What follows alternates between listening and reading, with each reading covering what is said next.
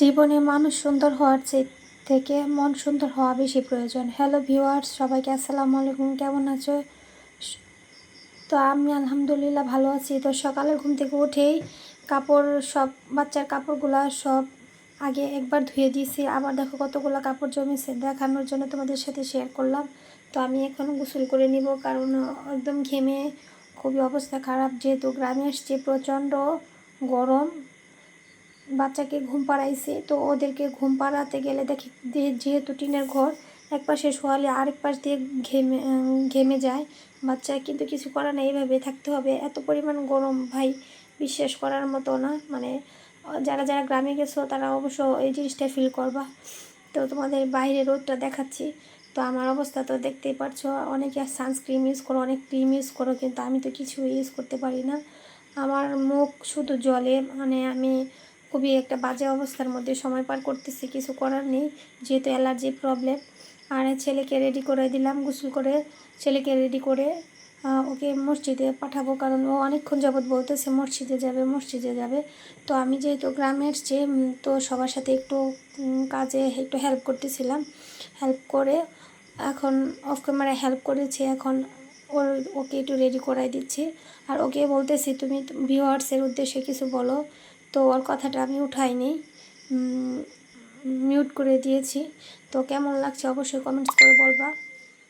আর সবাই কেমন আছো সেটাও অবশ্যই কমেন্টস করে বলবা। আর আমি অফ ক্যামেরায় গোসল করে নিয়েছি, কারণ গোসল না করলে শরীরটা খুব খারাপ লাগতেছিল, কারণ প্রচণ্ড খাটাখাটনি হয়েছে বাচ্চাদের। তারপর রান্না বান্না, যেহেতু আমার শাশুড়ি আজকে হঠাৎ করে অসুস্থ হয়ে গেছে, ওনার জ্বর। তো সেজন্য যতটুকু পেরেছি অতটুকু হেল্প করেছি। বাচ্চাদের নিয়ে আসলে অত কিছু করা যায় না, তারপরেও যতটুকু পেরেছি অতটুকু করেছি। আর এই যে দেখো গোসল করে নিয়েছি, গোসল করে আমাকে কেমন লাগছে অবশ্যই কমেন্টস করে বলবো। অবশ্যই নায়িকা নায়িকা লাগছে। ওই যে বললাম তোমাদের সাবানা আপা যেরকম সাদামাটা থাকতে পছন্দ করে, আমিও সাদামাটা থাকতে পছন্দ করি, কারণ আমি ক্রিম টিম দিতে পারি না। সেটা তোমরা আগে বলছে, এখনও বলি, কিছু ইউজ করতে পারি না। আর যেহেতু প্রচণ্ড গরম, তো সবাইকে আমার বাড়ি গ্রামের বাড়ি আসার জন্য দাওয়াত রইল।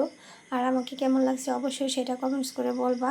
আর সবাই সাবধানে থাকবা, সবাই সাবধানে থাকবা, কারণ এই জন্য, কারণ প্রচণ্ড মানুষের জ্বর আসতেছে আর ডেঙ্গু হচ্ছে। এখনও কিন্তু আবার করোনাও মানুষের হচ্ছে। তো সাবধানে থাকার চেষ্টা করবো, বাচ্চাদেরও সাবধানে রাখার চেষ্টা করবো। আর সকল আপুদের উদ্দেশ্যে এটাই বলবো। তো ভাইয়াদের উদ্দেশ্যে বলবো, আপনারা বাচ্চাদের একটু সাবধানে রাখবেন।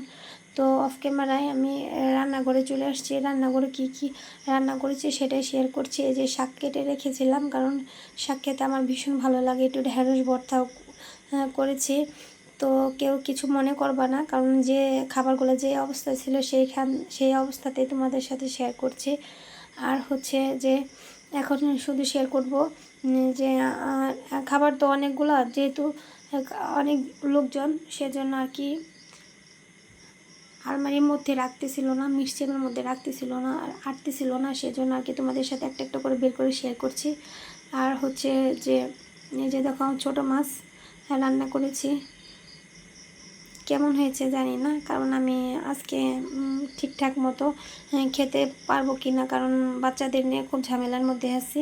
একটু শর্টকাটভাবে তোমাদের সাথে শেয়ার করছি। তোমরা ভাবলাম শর্টকাটে শেয়ার করবো কেন, দেখো আমরা কতজন লোক একসাথে খাই, যেহেতু জয়েন্ট ফ্যামিলি, সবাই একসাথে খেতে হয়। সেজন্য আর কি যে তোমাদের সাথে শেয়ার করলাম।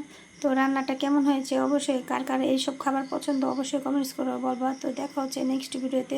সবাইকে অগ্রিম ঈদ মোবারক। আল্লাহ হাফেজ।